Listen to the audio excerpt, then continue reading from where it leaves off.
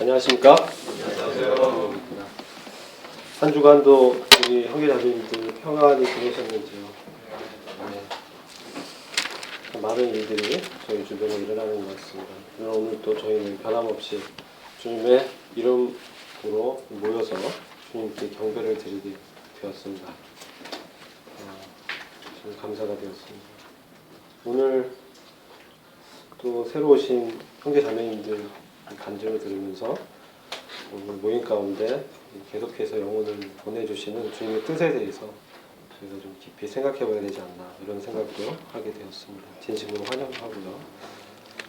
오늘 저희들이 함께 교제할 말씀은 요한계시록 4장입니다.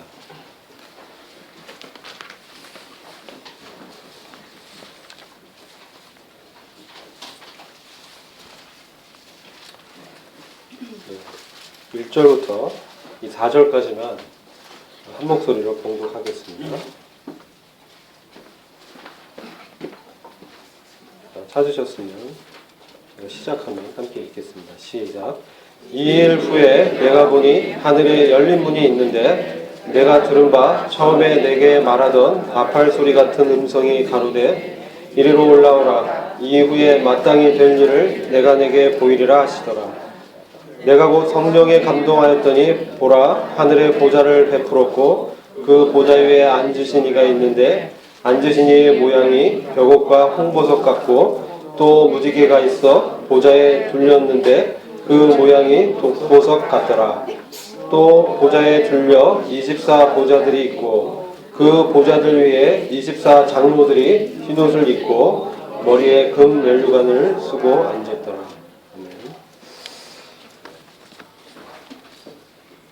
지난 시간에 저희가 요한계시록 1장부터 3장까지 주님의 계시를 살펴보았습니다.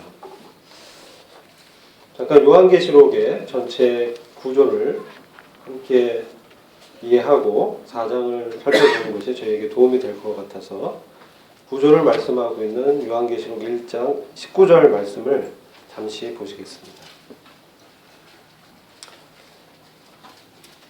네, 1장 19절 보시면 그러므로 내가 본 것들과 현재 있는 일들과 이후에 일어날 일들을 기록하라 고 말씀하고 있습니다. 여기서 그 1장의 내용이 요한이 본 것들입니다. 주님의 어떠하심, 주님의 하나님 되심을 요한이 보았고요. 또 7 금촛대의 비밀과 7 별의 비밀에 대해서 보았습니다. 2장과 3장에 있는 이 내용들이 지금 있는 일, 현재 있는 일들이 관한 요한의 본 것들입니다. 그것을 지금 기록을 했는데 저희가 한 10시간에 걸쳐서 1장부터 3장까지 살펴보았습니다. 특별히 2장과 3장은 지금 있는 일, 지금 현재 이 세상의 그 교회들을 대표하는 7 교회들의 영적인 상태들을 저희가 살펴보았습니다. 거기에는 주님의 칭찬이 있었고요. 주님의 또 판단이 있었습니다. 또 이 교회의 잘못된 부분들을 어떻게 해결했으면 좋겠는지 주님의 해결책을 또 주님께서 말씀하셨습니다.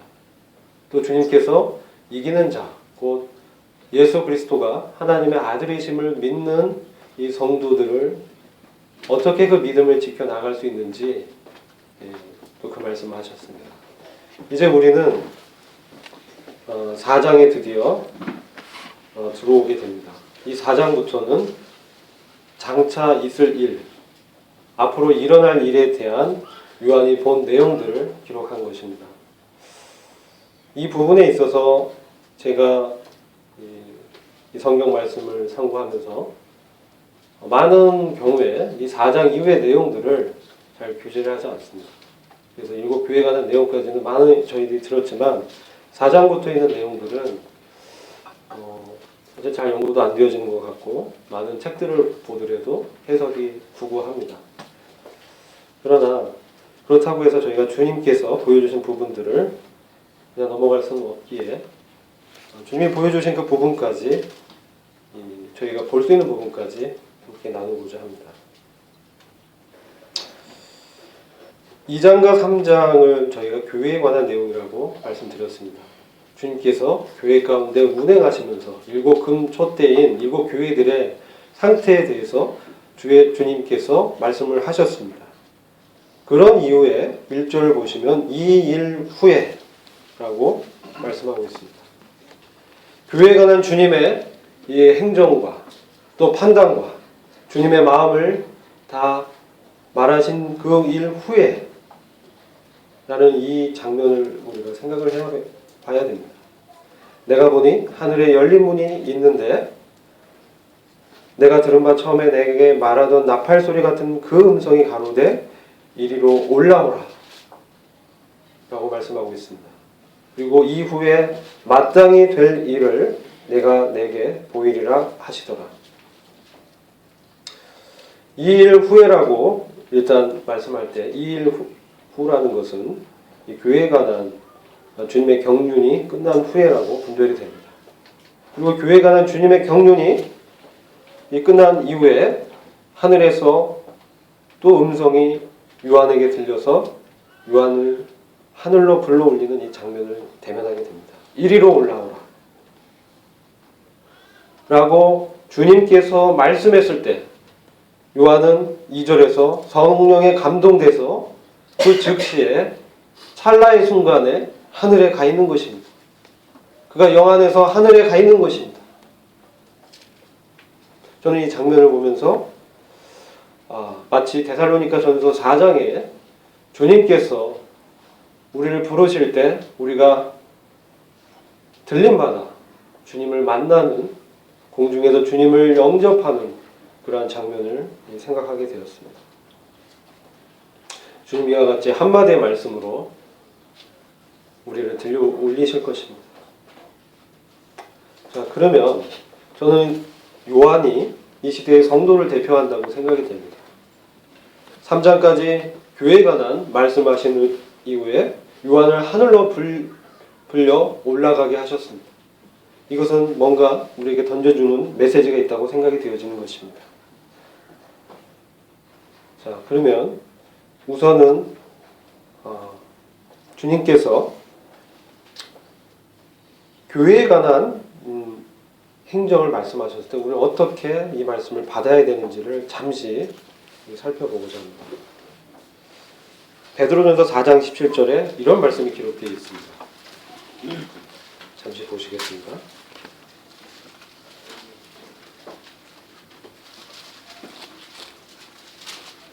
베드로전서 4장 17절을 보시면 이는 하나님의 집에서 심판을 시작하여야 할 때가 되었음이니 만일 그 심판이 우리에게서부터 먼저 시작되면 하나님의 복음에 순종하지 않는 자들의 종말은 어떠하겠느냐. 자, 베드로 사도가 지금 성도들에게 이 말씀을 대언하고 있는데 하나님의 집에서 심판을 시작해야 할 때가 되었다라고 말씀하고 있는 것입니다. 이 하나님의 집은 이 교회라고 분별이 됩니다.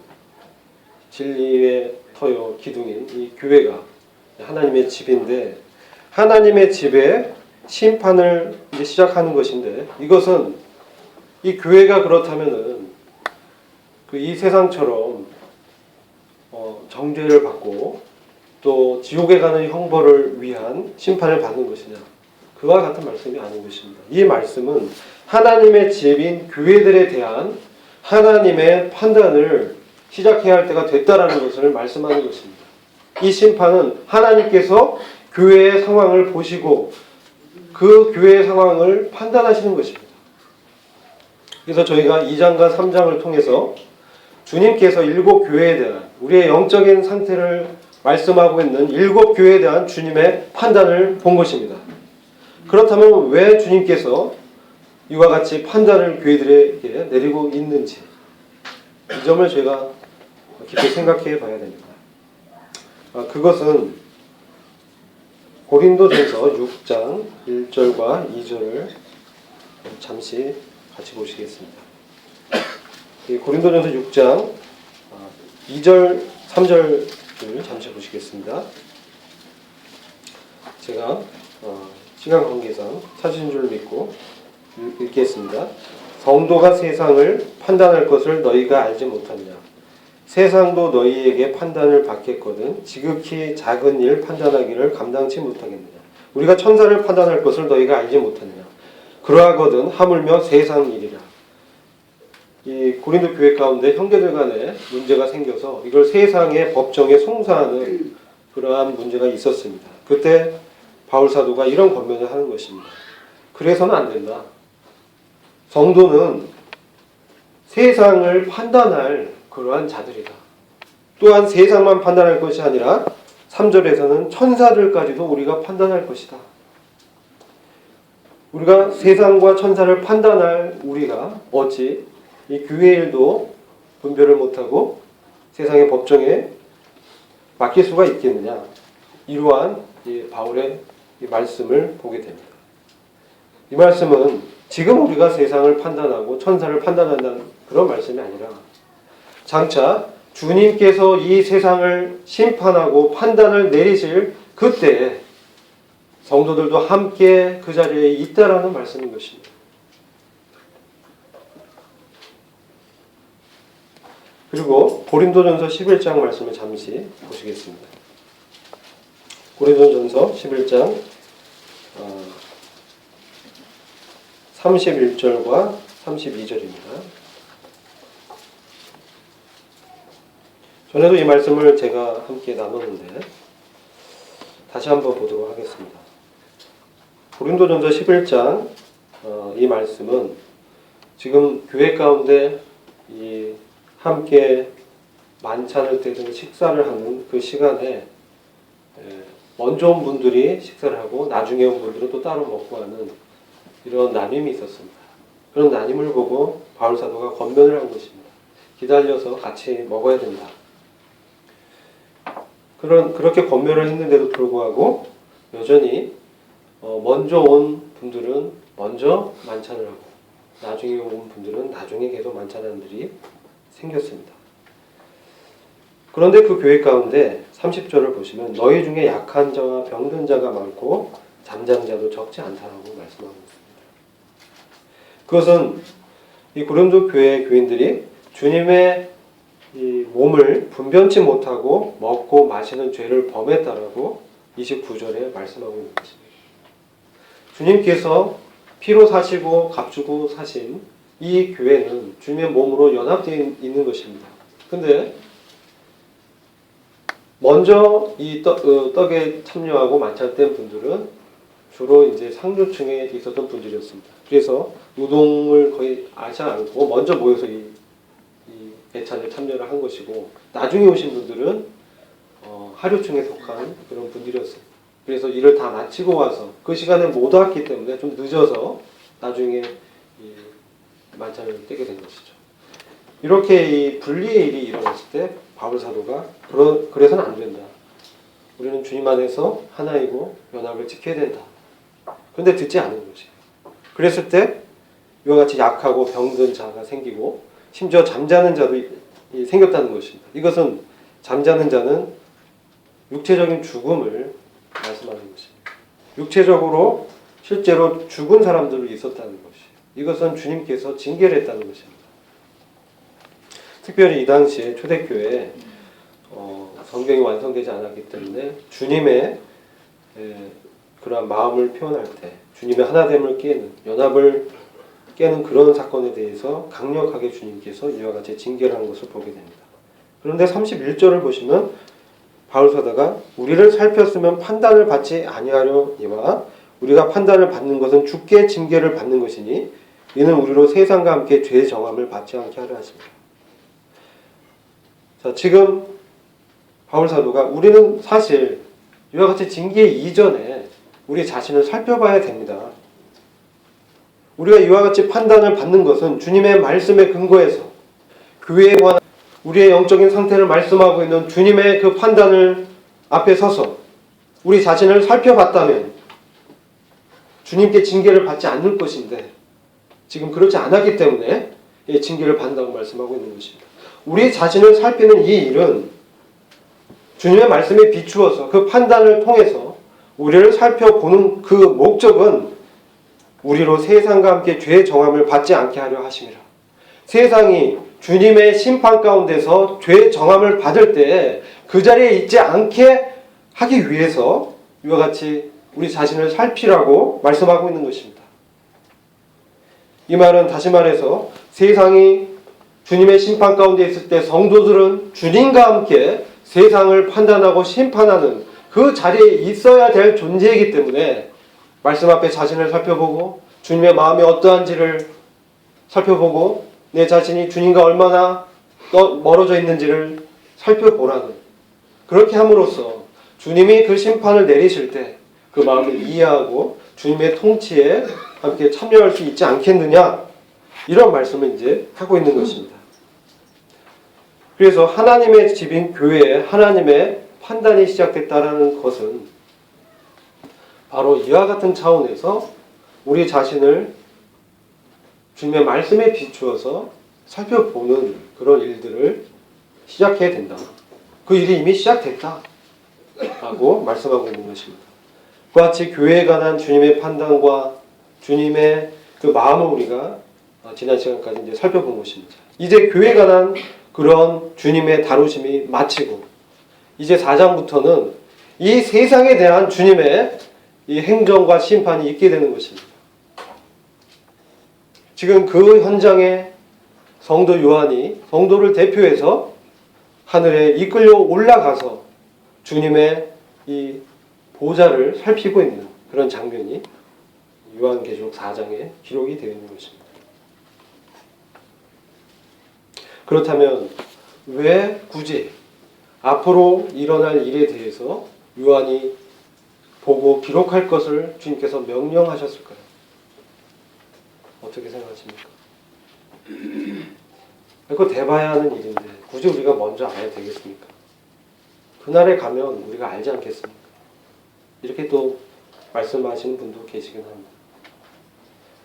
그러나 지금 주님께서 장차 있을 일을 기록해서 7 교회들에게 보내라고 명령을 하셨습니다. 그것은 주님의 심중에 어떤 뜻을 품고 있는지를 성도들에게 알고자 하는 주님의 마음이 있다는 것입니다. 그렇다면 왜 주님께서 이와 같은 주님의 이 마음을 성도들에게 알고자 하시는가요? 그것은 저는 이 말씀을 상고하면서 성도들이 주님께서 이 세상을 심판하는 그 자리에 함께 할 것이기 때문에 주님의 그 판단과 주님의 그 다루심과 주님의 그 통치에 성도들이 어떤 마음으로 임해야 될지를 알려주시기 위한 뜻이 있다고 생각이 되는 것입니다. 내가 이와 같이 이 세상을 심판하고 이 세상을 다루고 또 그 가운데서 작정된 사람들을 구원하기 위한 주님의 이 구속의 계획을 완성할 뜻이 있는 것입니다. 이 뜻을 미리 너희들에게 보여주겠다는 것입니다. 이미 교회는 지금 24장로로 대표되고 있는데 지금 이 보좌 가운데 24장로들이 금 면류관을 머리에 쓰고 보좌에 앉혀져 있습니다. 이미 교회는 이 금 면류관을 받은 것입니다. 이것은 무엇입니까? 이것은 주님이 쓰는 왕관과는 다른 면류관입니다. 주님의 왕관은 왕이 쓰는 관입니다.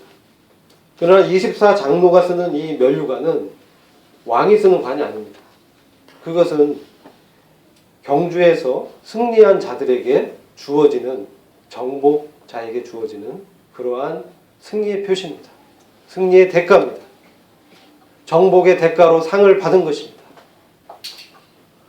그럼 24장로로 대표되는 이 교회는 이미 이 하늘의 보좌 가운데 지금 앉혀져서 그 정복의 대가를 받았습니다. 이미 교회는 주님의 심판을 이 세상에 행할 때 주님과 함께 있는 것입니다.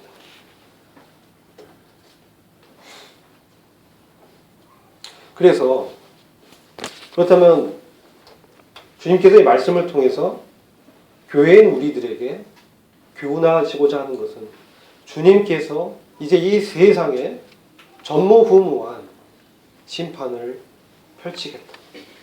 그리고 비록 교회에 소속되지 않은 이 땅에 남겨진 이스라엘 민족이 있고 또 이방 민족들이 있습니다. 그들 중에 또 하나님의 작정된 구원을 받을 사람들이 있는 것입니다. 그 사람들에 대한 구원의 계획이 요한계시록에 이렇게 담겨져 있는 것입니다. 많은 분들이 요한계시록은 심판의 책이다 이렇게 말씀하시는데 그렇지 않습니다. 요한계시록의 핵심은 주님의 구속의 계획을 주님이 어떻게 이루시는가, 우리 주님이 어떤 분인가, 우리 주님은 과연 하나님이시고 통치자시고 왕이시구나, 하나님의 어린 양 연약하게 인간의 육신의 몸을 입고 와서 십자가에 죽으신 그런 분으로만이 아니라 이제 부활 승천하셔서 하늘에서, 하늘의 보호자에서 아버지와 함께 심판을 행하시며 구속을 펼치시는 바로 능력의 통치자시구나, 바로 그 왕이시구나, 우리가 그 왕과 함께 있는 것이구나. 그래서 우리를 왕같은 제사장으로 부르신 거구나. 이 땅에서 우리가 왕같은 제사장으로 어떻게 살아가야 될지를 주님의 구속의 계획을 우리에게 미리 보여주시고 어떻게 세상을 내가 다스리고 통치할 것인지를 알려주심으로 왕같은 제사장의 삶을 이 땅에서 지금 그 마음으로 주와 함께 동행케 하시기 위한 그런 목적이 있는 것입니다. 아, 주의 마음은 이런 곳이 있는 곳이, 또 주님이 이런 것을 싫어하시는구나, 아, 주님이 원하시는 게 이런 것이구나, 이것을 알게 되는 것입니다. 그래서 지금 장차 있을 일이지만 마땅히 될 일로 주님을 말씀하고 있는 것입니다. 장차 있을 일은 매우 객관적인 표현입니다. 이것은 장차 미래에 있을 일이다, 이것을 기록하라. 그러나 지금 요한계시록 4장 1절에서는 그렇게 표현하고 있지 않습니다. 이것은 마땅히 될 일이다. 이것은 마땅히 내가 이 땅에 되게 할 일이다. 이것은 내가 창조하고 섬대한 이 세상을 나의 주관과 계획 가운데 이제 심판을 내리고 이제 나의 남겨진 자들을 구원할 계획을 성도여 지금 내가 너희들에게 말하고 있지 않는가? 너희는 어떤 존재인가? 이 땅 가운데서 왕같은 제사장으로 나와 함께 동행할 자들이 아닌가? 이제 나의 마음의 심중에 있는 이 계획을 너희들에게 이렇게 자세히 알려줄 테니 이제 나와 함께 이 세상을 경륜하고 통치하고 하는 그 다스림에 합당한 자로 이 땅에서 살아야 되지 않겠는가? 라는 교훈을 우리에게 던져주고 있는 것입니다. 저는 이 4장 말씀을 대하면서 하나님의 주권이 어떠한가를 생각하게 되었습니다. 이후에 마땅히 될 일을 내가 내게 보이리라. 주님께서 마땅히 되게 하겠다 하신다면 그것을 누가 막을 수 있겠습니까? 자, 그러면 먼저는 우리가 마땅히 될 일을 누구에게 보이고 있는가를 교제하고자 합니다. 남은 시간 이런 부분을 누구에게 지금 마땅히 될 일을 교제하고 있는지가 중요합니다.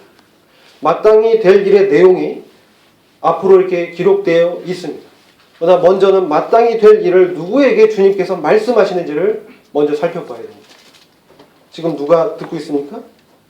사도 요한입니다. 사도 요한은 어떤 자입니까? 요한계시록 1장을 잠깐 가서 보시겠습니다.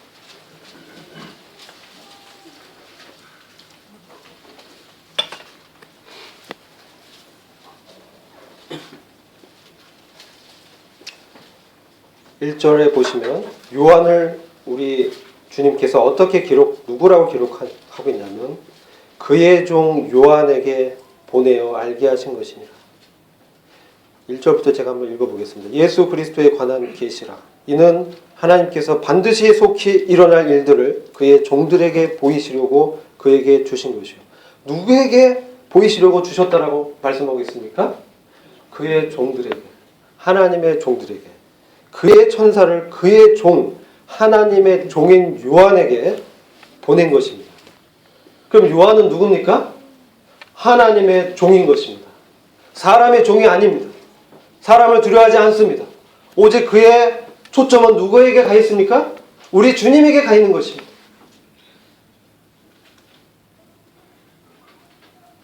여기서 종이라는 것은 노예입니다. 주님의 말씀을 그대로 받아서 순종하는 자입니다. 그러면 요한은 우리 주님을 어떤 자로, 어떤 분으로 지금 알고 있는 것입니까? 내가 젊었을 때 그 가슴에 기대어서 편안하게 물어봤던 그 인자와 온유에 가득 차신, 긍휼이 풍성하신 그분으로 알고 있는 것입니까? 아니죠. 이건 아도나이로 알고 계십니다. 주, 아도나이.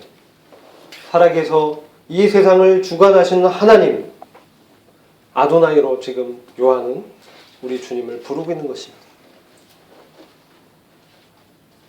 우리 주님이 바로 살아계서 역사하시며 전에도 계셨고 이제도 계시며 앞으로 오실 전능하신 주 하나님으로 요한이 주님을 대변하고 있는 것입니다.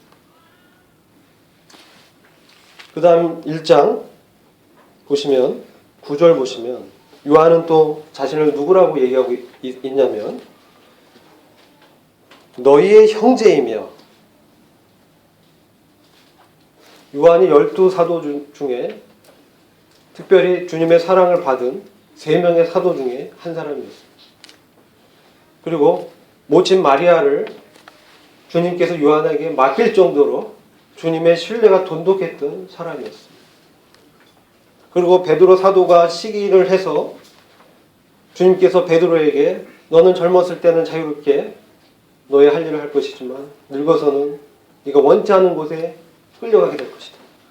그것을 어떤 형태로 주님께 영광을 돌릴지 이 베드로에게 예언하신 것이죠. 베드로의 순교를 예언한 것입니다. 그 말을 듣자 아니 지금 요한은 어떻게 되겠습니까? 요한과 베드로가 경쟁 관계에 있었던 것 같아요. 너는 그를 상관하지 마라. 내가 오는 그날까지 그를 살려두고자 할지라도 너는 나를 따르라. 이렇게 베드로에게 권하셨어요.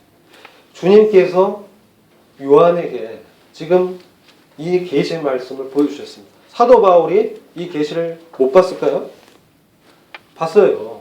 고린도 후서 12장에 사도 바울이 그가 돌을 맞고 거의 죽을 지경이 되었을 때 그의 영이 하늘로 올라가서 말로 할 수 없는 셋째 하늘의 광경을 보았습니다.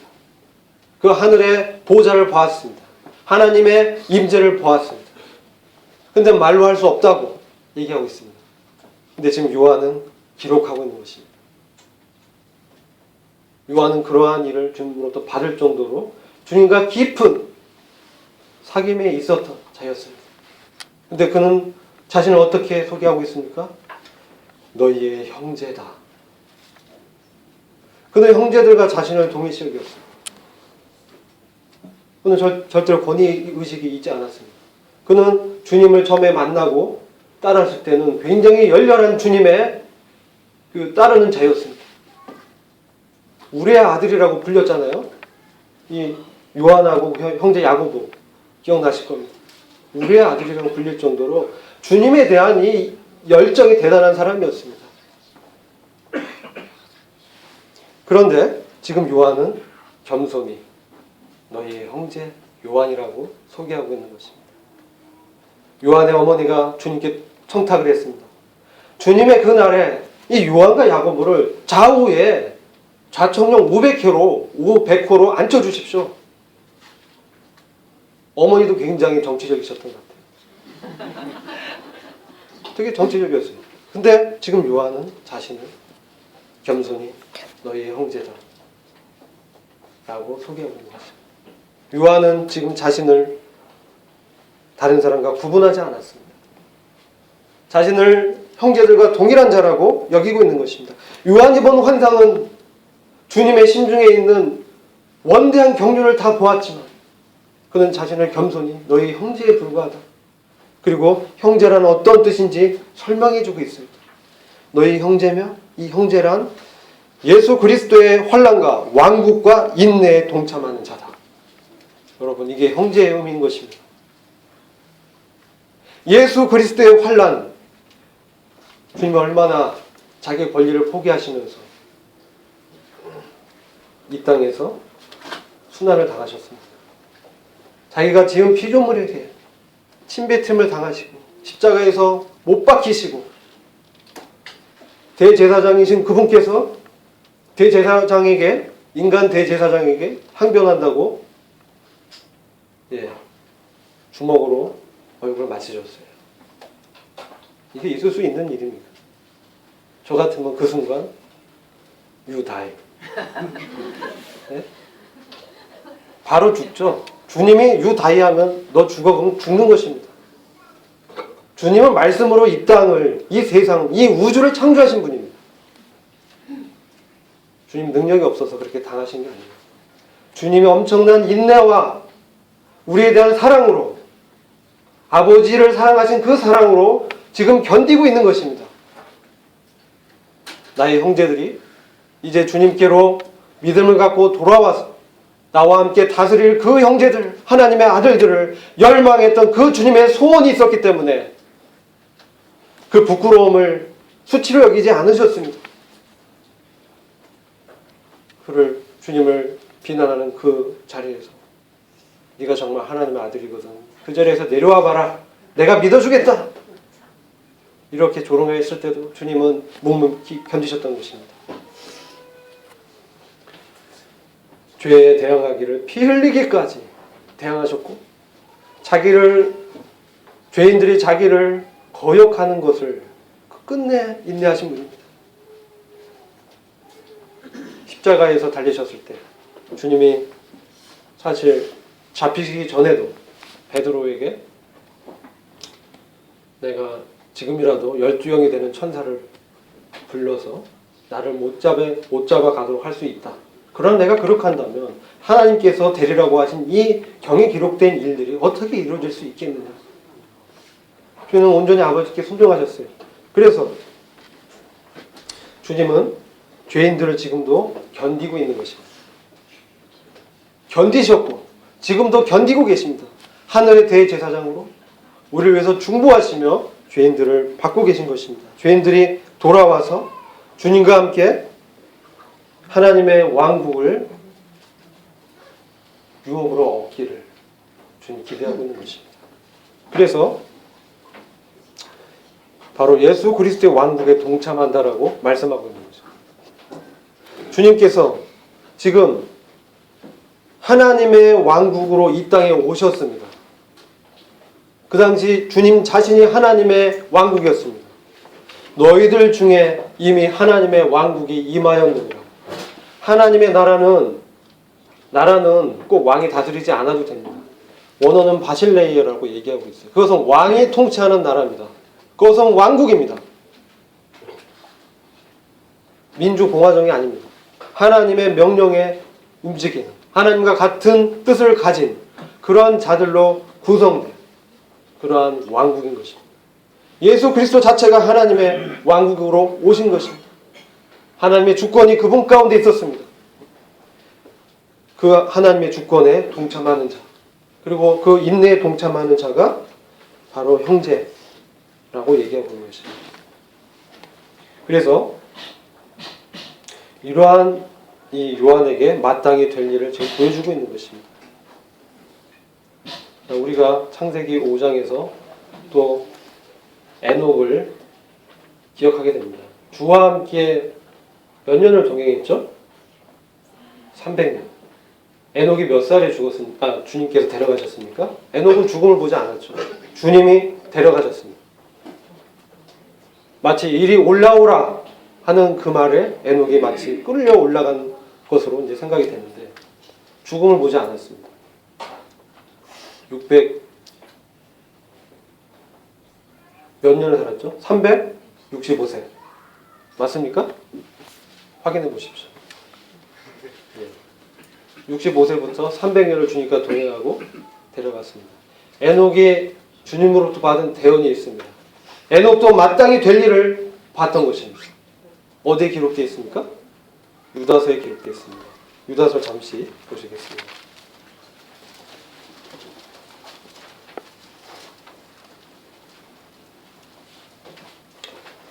14절 보시면 유다서는 한 장으로 구성되어 있습니다. 아담의 7대손 에녹도 이들에 대하여 예언하여 말하기를 보라, 주께서 수많은 성도들과 함께 오시나니 이는 모든 사람을 심판하시고 그들 가운데 있는 경건치 않는 모든 자가 경건치 않게 행한 모든 경건치 아니한 행위와 경건치 아니한 죄인들이 주를 거슬러 말한 모든 거친 말에 대하여 정죄하시려는 것이라. 에녹은 보라, 그가 봤습니다. 무엇을 봤습니까? 주님이 수많은 성도들과 함께 이 땅에 오시는 것을 봤습니다. 그래서 무엇을 봤습니까? 모든 사람을 심판하시고 경건치 않은 것들을 정죄하는 것을 에녹이 본 것입니다.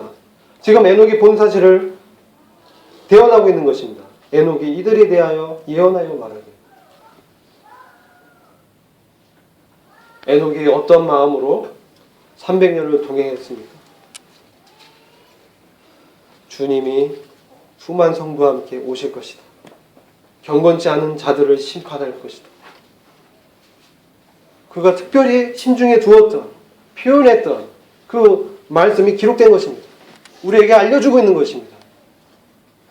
그의 300년 동안에 그의 동행할 때 모티브가 되었던 말씀이 기록되어 있는 것입니다. 무엇입니까? 주님의 통치입니다. 주님이 오셔서 통치하실 것이다.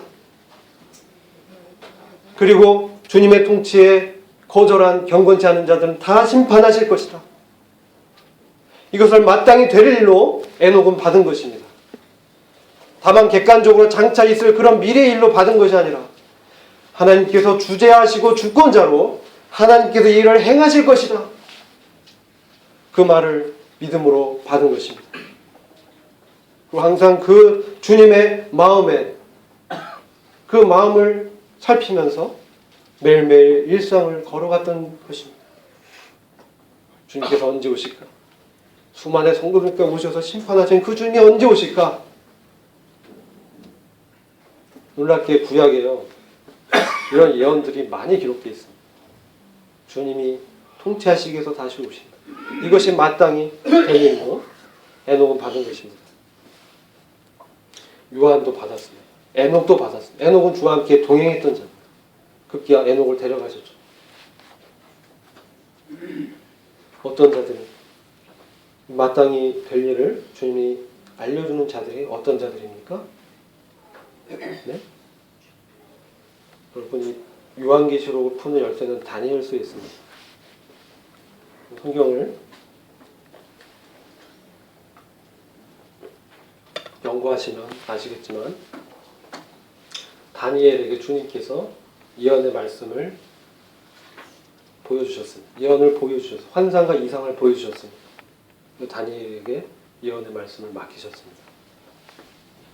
다니엘이 어떤 자였습니까? 다니엘서 1장을 보시면 여러분 잘 아실 겁니다. 다니엘은 특별히 그 마음의 뜻을 정했습니다. 세속에 물들지 않고 더럽히지 않겠다. 내가 하나님의 백성으로 하나님의 말씀을 따르겠다라고 뜻을 정한 자였습니다. 그래서 그가 지금 바벨론의 포로로 끌려갔지만 하나님의 말씀대로 먹지 않을 것을 먹지 않겠다고 선언하고 그것을 황관에게 알려서 인정받았습니다. 결국은 주님의 도우심으로 그가 발탁이 되죠. 그가 다니엘서 9장을 보면 이 다니엘에 대해서 어떤 마음으로 그가 있었는지를 말하고 있는데 다니엘서 9장을 잠시 같이 보시겠습니다. 9장 3절과 4절입니다. 다니엘이 예레미야서 25장을 읽으면서 이스라엘에 대한 하나님의 경륜을 들었습니다. 그래서 그가 이스라엘을 위해서 기도하고 있는 것입니다. 3장 이하가 그런 내용입니다. 다니엘의 기도 내용을 보시면 어떠한 자들에게 마땅히 주님께서 될 일을 계시하여 주시는지를 보게 되는 것입니다. 다니엘서 9장 3절에 보시면 지금 바벨론 포로기가 70년에 마치리라는 예레미야 25장 말씀을 다니엘이 예레미야서를 읽다가 깨달았습니다. 그는 말씀을 읽고 연구하던 그런 자였습니다. 먼저는 그렇습니다. 말씀을 읽고 연구를 했습니다. 그리고 그 말씀을 보니까 이스라엘의 그 죄 때문에 바벨론 포로로 생활했다는 것을 알게 된 것입니다. 그러자 다니엘은 금식했습니다. 베옷을 입고 제를 무릅쓰고 주 하나님께 기도하며 간구하기를 결심하고 내 하나님 여호와께 기도하며 자복하여 이르기를 크시고 두려워할 주 하나님. 다니엘은 민족을 위해서 좀 중보기도를 하는데 우리 주님에 대해서 크신 분이고 두려워해야 할 주님이시다. 경외해야 할 주님이시다. 근데 주님에 대해서 주를 사랑하고 주의 계명을 지키는 자를 위하여 언약을 지키시고 그에게 인자를 베푸시는 자시요. 주님의 인격을 그는 잘 알았습니다. 다니엘서에 보면 그가 사자굴에서도 건진 받았습니다. 믿음을 지키는 자를 주님이 지키시는 것을, 인자를 베푸시는 것을 알고 있었습니다. 경험한 자였습니다. 16절 보시면 주여 내가 구함노니 다니엘서 9장 16절입니다. 주는 주의 공의를 쫓으사 주의 분노를 주의 성 예루살렘 주의 거룩한 산에서 떠나게 하옵소서. 이는 우리의 죄와 우리 열조의 죄악을 인하여 예루살렘과 주의 백성이 사면에 있는 자에게 수욕을 받음이니이다. 주님께 지금 구원을 기도하는 것입니다. 우리가 지금 고통을 당하고 있으니 주의 백성을 구원하여 주시옵소서. 주의 분노를 저희들에게서 걷어가 주시옵소서. 자기 일로 지금 생각하는 것입니다. 이스라엘 민족의 고통을 자신의 일로 생각하는 것입니다. 다니엘은 지금 굉장히 높은 지위에서 행정하는 관리였습니다. 그런데 그럼에도 불구하고 민족의 처지를 자기의 일로 여긴 것입니다. 그리고 17절 보면 그러하오되 우리 하나님이요 하나님을 우리 하나님이라고 인식하고 지금 주의 종의 기도와 간구를 들으시고 주를 위하여 주의 얼굴빛을 주의 황폐한 성소에 비추시옵소서. 예루살렘이 황폐했다는 걸 알았습니다. 그래서 주님을 위해서 회복시켜 주시옵소서. 이것은 주님의 일입니다. 18절에 나의 하나님이여 귀를 기울여 들으시며 눈을 떠서 우리의 황폐된 상황과 주의 이름으로 일컫는 성을 보옵소서. 이 예루살렘의 황폐한 상황을 주님께 말씀하고 우리가 주의 앞에 간구하는 것은 중요합니다. 우리가 주의 앞에 간구하는 것은 우리의 의의를 의지하여 하는 것이 아니요 주의 큰 긍휼을 의지하여 하려니 주여 들으소서 주여 용서하소서 주여 들으시고 행하소서 지체지 마옵소서. 나의 하나님이여 주 자신을 위하여 하시옵소서. 주의 성과 주의 백성이 주의 이름으로 일컫는 바 됩니다. 아멘. 다니엘은 주님께 용서를 구하며 주의 영광을 위해서 이 백성을 구원해달라고 기도하는 것입니다. 우리는 어떻습니까? 교회 가운데 이런 어려운 일들이 있을 때 나와 분리합니다. 저들은 나와 다른 자다. 비난하고 판단합니다. 기도하지 않습니다. 그런데 다니엘은 그것을 자신의 죄로 여기고 자신의 문제로 여겼을 뿐만 아니라 이것은 궁극적으로 하나님의 일이라고 인식하고 있는 것입니다. 그것은 철저하게 그 주권을 하나님께 맡기고 있는 것임을 보게 되는 것입니다. 그래서 그 용서를 대신해서 구하고 있는 것입니다. 그리고 지체지 마옵소서. 그러니까 이런 자에게 주님이 예언을 하신 것입니다. 이런 자 다니엘에게 다니엘의 이런 주님에 대한 인식과 믿음을 보시고 드디어 다니엘에게 이스라엘 민족의 역사와 이방 민족의 역사를 알려주시고 예언하시고 이와 같이 말씀을 다니엘서 10장 11절 듣기만 하십시오. 시간 관계상 이 말씀하고 마치고자 합니다. 10장 11절 보면 내게 이르되 은총을 크게 받은 사람 다니엘아 내가 내게 이르는 말을 깨닫고 일어서라 내가 내게 보내심을 받았느니라. 그가 이르되 다니엘아 두려워하지 말라 내가 깨달으려 하여 내 하나님 앞에 스스로 겸비케 하기로 결심하던 첫날부터 내 말이 들으신 바 되었으므로 내가 내 말로 인하여 왔느니라.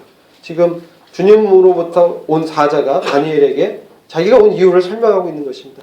너가 그렇게 겸비하고 겸손히 주님께 구했을 때 너의 기도를 내가 들어서 보낸 것이다. 주님께서 다니엘의 기도를 듣고 보내신 것입니다. 그리고 은총을 크게 받았다. 내가 내게 이르는 말을 깨닫고 일어서라. 그래서 깨달으려 하여 하나님 앞에 스스로 겸손히 읽었다는 것입니다. 그러니까 주님이 그 계시를 열어주신 것입니다. 자, 여기서 말씀을 정리하면 어떤 자에게 마땅히 될 일을 말씀하십니까? 그 마음의 뜻을 정해서 세속으로부터 자신을 더럽히지 않으려고 한 사람. 두 번째는 교회의 문제를 자기 문제로 여기고 자기가 분리하지 않고 기도하며 주님의 용서를 구하는 사람. 또 궁극적으로 이것이 하나님의 일이라고 인식하고 하나님의 우리의 의를 의지하는 것이 아니라 주님의 큰 긍휼을 의지하는 사람. 그리고 주의 말씀 앞에 겸손히 깨달으려 엎드린 사람. 이런 자들에게 주님이 자신의 신중의 비밀을 맡기시고 마땅히 될 일로 이루십니다. 오늘 저희들이 겪는 여러 가지 어려움들이 있습니다. 자, 우리 어떠한 사람이 되어야 할까요? 바로 이와 같이 주님의 마음을 아는 주와 함께 합한 마음을 가진 것입니다. 그래서 장래 일로 그냥 잊어버릴 일이 아니라 마땅히 주님이 하실 일로 믿음으로 여기고 이제 그 마음에 합해서 주님과 동행하며 기도하며 파단하지 않고 회개를 하고 주님의 말씀 앞에 겸손히 깨달음을 구하는 그런 자에게 주님이 은총을 베푸셨어요. 저와 여러분이 어떠한 자가 되어야 합니까? 요한, 에녹, 다니엘, 우리 믿음의 본인 이 형제님들처럼 저와 여러분이 주님과 함께 한 마음을 품고 한 영으로 주를 위해서 주의 영광을 이 교회 가운데 세워주시기를 기도한 자들이 되기 원합니다. 기도하고 마치도록 하겠습니다. 주님 감사합니다. 오늘 참 저희들에게 참 하나님의 마땅히 될 일을 참 알려주시고자 하는 주님의 이 마음을 보게 하신 것을 감사를 드립니다. 주님 이제 장래일로 그냥 저희가 잊어버릴 그럴 것이 아니라 하나님께서 심중에 두신 그 큰 뜻을 저희가 알고자 하고 겸손히 주님 앞에 엎드려서 이 문제를 판단하는 거에서 넘어서서 이제 문제를 떠안고 기도하고 주님의 의의를 나타내시고 주님께 영광을 돌리는 그러한 이 교회가 되기를 간절히 기도합니다. 주님께 참으로 감사를 드렸고 우리 주 예수 그리스도의 이름으로 기도했습니다. 아멘.